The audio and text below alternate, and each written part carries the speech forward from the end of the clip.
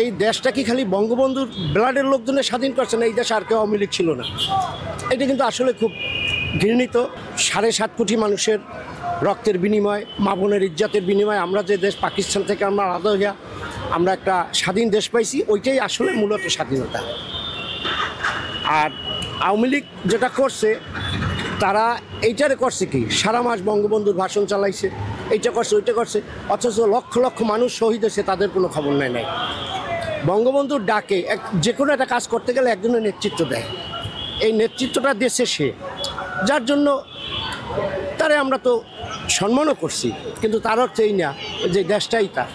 তবে স্বাধীনতা যে 16ই ডিসেম্বর, এটা জাঁকজমকপূর্ণভাবেই আমাদের বাঙালি জাতি হিসেবে আমি আশা করি এবং সরকারের কাছে অনুরোধ করি বিনীতভাবে, যেটা পালন করা উচিত। এবং বর্তমান প্রজন্ম যারা 71 থেকে 75 দেখে নাই, তাদের ভিতরে অন্তত আমাদের এই স্বাধীনতা চেতনাটা তাদেরকে বুঝাই দেওয়া উচিত। আর সরকার যদি এটা না করে, এখন ওনারা ক্ষমতায় আছে, ওনারা যেটা বলবে সেইটা।